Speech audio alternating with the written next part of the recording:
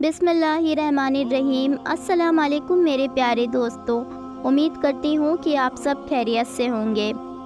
دوستوں، بچپن سے ہی ہم لوگوں کو یہ پڑھایا اور بتایا جاتا ہے کہ اس دنیا میں آسمانی کتابیں 4 ہیں۔ پہلی تورات، دوسری زبور، تیسری انجیل اور چوتھی اور سب سے آخری آسمانی کتاب قرآن مجید ہے۔ ان میں سے جو سب سے پہلی کتاب ہے تورات، وہ کسی دور میں حضرت موسیٰ علیہ السلام پہ نازل ہوئی تھی۔ اس کے ماننے والوں کو، یا یہ کہہ سکتے ہیں کہ اس کتاب کے فالو کرنے والے لوگوں کو آج کے ٹائم میں یہودی کہا جاتا ہے، جبکہ انجیل کے فالو کرنے والے لوگوں کو عیسائی مطلب کرسچن کہا جاتا ہے، اور آخر میں قرآن کو فالو کرنے والے لوگوں کو مسلمان کہا جاتا ہے۔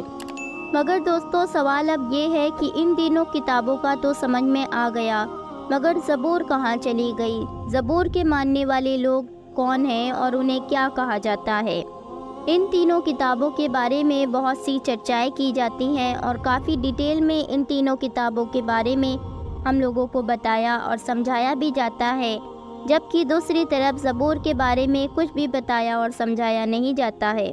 تو اب سوال یہ ہے کہ زبور نام کی یہ کتاب آج کے دور میں ہماری دنیا میں موجود ہے بھی یا نہیں ہے، اور اگر موجود ہے تو کس حال میں ہے، اور اس کتاب کے اندر کیا لکھا ہوا ہے؟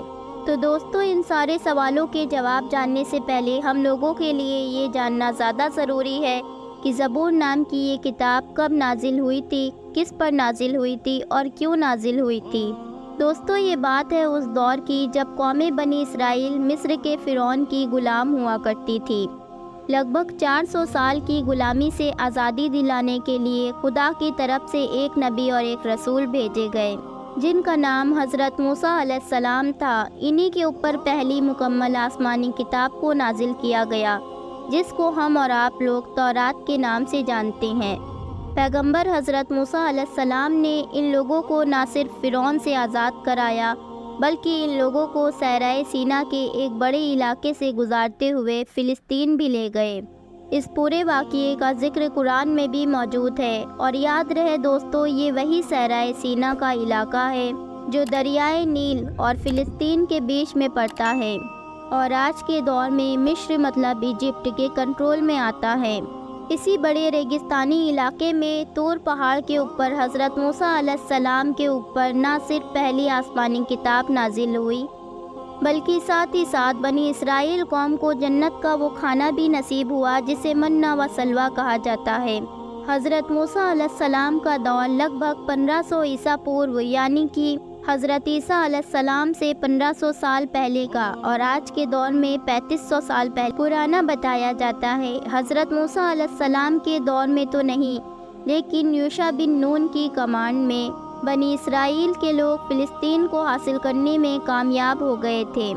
اس کے بعد کچھ اور وقت گزرا اور یہاں پر حضرت داؤد علیہ السلام کی حکومت قائم ہو گئی، خاصے کہ ویسے بنی اسرائیل کے جو بادشاہ ہوا کرتے تھے ان کا نام حضرت طالوت تھا، مگر ہوا یہ کہ اس دور میں جن لوگوں کا فلسطین پہ راج ہوا کرتا تھا وہ قوم بہت زیادہ ظالم اور طاقتور تھی۔ دوسری طرف یہ جو قوم بنی اسرائیل تھی، یہ نہ صرف ان کے مقابلے میں کافی کمزور تھی، بلکہ مالی طور پہ بھی کافی غریب تھی۔ فائنلی ایک جنگ میں ان دونوں قوموں کا آمنا سامنا ہوا، اور اپنی طاقت کے نشے میں چور فلسطینی ظالم قوم کی طرف سے یہ اعلان کیا گیا کہ ہمارے صرف ایک ہی سپاہی جس کا نام جالوت ہے، اس کو جو کوئی بھی ہرا دے گا تو یہ جو پوری کی پوری زمین ہے تمہارے حوالے کر دی جائے گی۔ نہ صرف زمین بلکہ وہ تابوت سکینہ بھی تم لوگوں کو دے دیا جائے گا، جو تم لوگوں کے لیے بہت ہی مقدس ہے، اور جس کے اندر حضرت موسیٰ علیہ السلام اور حضرت ہارون علیہ السلام جیسی بڑی ہستیوں کے تبرکات موجود ہیں۔ حضرت طالوت جو بنی اسرائیل کے سردار تھے، انہوں نے اپنی قوم کے سامنے یہ اعلان کیا کہ تم میں سے جو بھی انسان اس جالوت کو ہرائے گا، میں نہ صرف اس کے ساتھ اپنی بیٹی کی شادی کر دوں گا، مطلب نکاح کرا دوں گا، بلکہ وہ بنی اسرائیل کا اگلا سردار بھی ہوگا۔ حضرت داؤد علیہ السلام کی اس دور میں کافی کم عمر ہوا کرتی تھی، اور وہ بکریاں چرایا کرتے تھے۔ وہ فوراً آگے آ گئے، اور نہ صرف آگے آئے بلکہ ایک وار کے ذریعے سے اس بڑے سے انسان جالوت کو ہرا ڈالا۔ ایک ہی بار میں یہ زمین پہ جا گرا۔ نتیجہ یہ ہوا کہ فلسطینی لوگ جنگ ہار گئے۔ فلسطینیوں کو اپنی زمین بنی اسرائیل قوم کو دینی پڑی اور وعدے کے مطابق حضرت داؤد علیہ السلام کا نکاح طالوت کی بیٹی سے ہوا اور بنی اسرائیل قوم کے اگلے بادشاہ بھی حضرت داؤد علیہ السلام بنے، اور داؤد علیہ السلام نے اس علاقے پر اپنی عظیم الشان اور ایک طاقتور سلطنت قائم کی۔ یاد رہے دوستو کہ حضرت داؤد علیہ السلام کے ٹائم میں بھی بنی اسرائیل قوم کی جو شریعت تھی وہ حضرت موسیٰ علیہ السلام کی شریعت تھی، اور یہ تورات کتاب کو فالو کیا کرتے تھے۔ حضرت داؤد علیہ السلام نے ہی پہلی بار ایک ایسی بلڈنگ کو تیار کرایا کہ جس میں بنی اسرائیل قوم عبادت وغیرہ کر سکے، اور اسی بلڈنگ کے اندر اس تابوت سکینہ کو بھی رکھا گیا جو بہت ہی زیادہ مقدس سمجھا جاتا تھا۔ یہ دراصل وہی بلڈنگ، وہی عبادت گاہ تھی جس کو آج کے دور میں ہم سب لوگ ہیکل سلیمانی کے نام سے جانتے ہیں۔ ہیکل سلیمانی اس بلڈنگ کا نام اس لیے پڑا کہ بنیاد بھلے ہی داؤد علیہ السلام نے رکھی ہو، لیکن اس کو کمپلیٹ حضرت سلیمان علیہ السلام نے کرایا تھا۔ حضرت سلیمان علیہ السلام حضرت داؤد علیہ السلام کے بیٹے اور اس سلطنت کے اگلے بادشاہ اور اگلے نبی بھی تھے، اور انہی کی نسبت سے اس بلڈنگ کا نام ہیکل سلیمانی پڑ گیا۔ یاد رہے دوستو کہ آج کے دور میں بھی بہت سارے یہودی اس بلڈنگ کو تھرڈ ٹیمپل کے نام سے بنانے کا خواب دیکھتے ہیں، اور حضرت داؤد علیہ السلام ہی وہ پیغمبر ہیں جن پہ یہ آسمانی کتاب زبور نازل ہوئی تھی۔ یہاں پر غور کرنے والی اور دھیان رکھنے والی بات یہ تھی کہ زبور کتاب کے اندر کوئی نئی شریعت نہیں تھی، صرف خدا کی حمد و ثنا تھی اور خدا کی تعریفیں بیان کی گئی تھیں، چونکہ حضرت داؤد علیہ السلام ایک مشہور پیغمبر ہیں اور ان کو خدا کی طرف سے کچھ معجزے دیے گئے تھے۔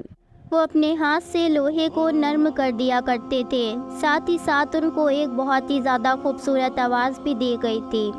وہ جس خوبصورت انداز میں اور اپنی خوبصورت آواز کے ساتھ خدا کی حمد و ثنا بیان کیا کرتے تھے اور خدا کی تعریفیں کیا کرتے تھے، اس طرح سے ہسٹری میں نہ تو پہلے کسی نے کی تھی اور نہ ہی بعد میں کوئی کر پایا ہے۔ زبور نام کی اس کتاب کے نازل ہونے کے بعد بنی اسرائیل قوم کو خدا کی حمد و ثنا کرنے کا طریقہ باقاعدہ طور پہ سکھایا گیا تھا۔ جب بھی حضرت داؤد علیہ السلام زبور کی تلاوت کیا کرتے تھے تب آپ کی آواز سن کر تمام پہاڑ، ندیاں وغیرہ جھومنے لگتے تھے۔ انسان تو انسان، پرندے بھی اس آواز کو سن کے جھوما کرتے تھے، اور لوگوں کو یہ محسوس ہوتا تھا کہ وہ دنیا میں ہی جنت کی آوازیں سن رہے ہیں۔ دوستو، میں نے آپ کو پہلے ہی بتایا کہ زبور نام کی اس کتاب میں کوئی نئی شریعت موجود نہیں تھی، صرف خدا کی حمد و ثنا تھی، نہ ہی اس میں احکام موجود تھے اور نہ اتہاس کی کچھ باتیں موجود تھیں۔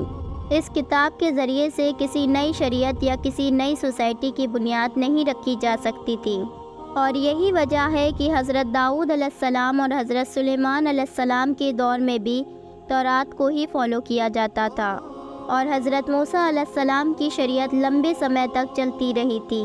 زبور کتاب کے اندر صرف اور صرف خدا کی تعریف اور خدا کی حمد و ثنا موجود تھی۔ حضرت داؤد علیہ السلام کے چلے جانے کے بعد وہ خاص اور خوبصورت آواز تو نہیں رہی، مگر زبور کا جو کلام تھا وہ یہودیوں کے پاس رہا، اور اس کو وہ خدا کی عبادت کے لیے ہیکل سلیمانی میں پہلے بھی پڑھا کرتے تھے اور آج بھی پڑھتے ہیں۔ وہ بات الگ ہے کہ لمبا وقت گزر جانے کی وجہ سے اور پیڑھی در پیڑھی گزر جانے کی وجہ سے وہ کلام آج اپنی اصلی حالت میں موجود نہیں ہے، اور نہ ہی وہ کمپلیٹ ہے، اور جو موجود بھی ہے اس میں بھی کافی کچھ بدل چکا ہے۔ دوستو، آپ لوگوں نے بات چیت میں اولڈ ٹیسٹمنٹ اور نیو ٹیسٹمنٹ کا نام ضرور سنا ہوگا، تو میں آپ کو بتا دوں کہ حضرت موسیٰ علیہ السلام پہ نازل ہونے والی کتاب تورات، داؤد علیہ السلام پہ نازل ہونے والی کتاب زبور، ان دونوں کو ہی ملا کے اور جتنی بھی پرانے کتابیں نبیوں پہ نازل ہوئی ہیں ان سب کو ملا کے اولڈ ٹیسٹمنٹ کا نام دیا جاتا ہے۔ اسی طرح سے حضرت عیسیٰ علیہ السلام پہ نازل ہوئی کتاب انجیل اور ان کی حواریوں کے خطوط اور ان سے ملی جلی جو نیو کتابوں کے نسخے ہیں ان سب کو ملا کے نیو ٹیسٹمنٹ کا نام دیا جاتا ہے۔ دوستو، اب آپ لوگوں کو سمجھ میں آ گیا ہوگا کہ آج کے دور میں ہم لوگوں کو زبور کتاب کو فالو کرنے والے لوگ کیوں نہیں دکھائی دیتے ہیں۔ کیونکہ زبور کوئی شریعت کی کتاب نہیں ہے، اس میں خدا کی حمد و ثنا اور تعریف بیان کی گئی ہے، اور خدا کی حمد و ثنا اور تعریف لگ بھگ ہر مذہب اور ہر فرقہ کرتا ہے۔ اب بات کریں اتہاس کی تو حضرت داؤد علیہ السلام اور حضرت سلیمان علیہ السلام کے چلے جانے کے بعد بنی اسرائیل قوم میں بگاڑ آنے لگا، اور یہ لوگ جادو ٹونا، سود خوری، لڑائی جھگڑوں میں پڑ گئے تھے۔ یہ لوگ پیسوں کے بدلے میں یا ذرا سے فائدے کے لیے تورات وغیرہ میں بدلاؤ بھی کرنے لگے تھے۔ نتیجہ یہ ہوا کہ ان لوگوں کی اصلاح کے لیے انہی لوگوں میں سے ایک آخری پیغمبر حضرت عیسیٰ علیہ السلام کو بھیجا گیا۔ حضرت عیسیٰ علیہ السلام کے اوپر بھی ایک کتاب نازل ہوئی جسے انجیل کے نام سے جانا جاتا ہے۔ یاد رہے دوستو کہ اس کتاب میں ایک نئی شریعت تھی، مگر غور کرنے والی بات یہ ہے کہ اس نئی شریعت میں بھی حضرت موسیٰ علیہ السلام کی شریعت سے کافی سملیرٹیز تھیں۔ مطلب اس کتاب میں بھی ان باتوں کو لے کے ہی زیادہ غور کیا گیا تھا یا زیادہ زور دیا گیا تھا، اور انہی چیزوں کے احکام آئے تھے کہ جن چیزوں کو لے کے بنی اسرائیل قوم میں بگاڑ آ چکا تھا، یا پھر جن چیزوں میں یہ لوگ غلط کام کر رہے تھے۔ فی الحال دوستو آج کی اس ویڈیو کو ہم یہیں پہ ختم کرتے ہیں۔ ویڈیو اگر پسند آئی ہو تو ویڈیو کو ایک لائک کر کے اپنے دوستوں میں اس کو ضرور شیئر کیجیے گا، اور میرے چینل پہ نئے ہیں تو پلیز میرے چینل کو سبسکرائب کر دیجیے گا۔ پھر ملتی ہوں آپ سے انشاءاللہ ایک نئی ویڈیو کے ساتھ۔ اللہ حافظ۔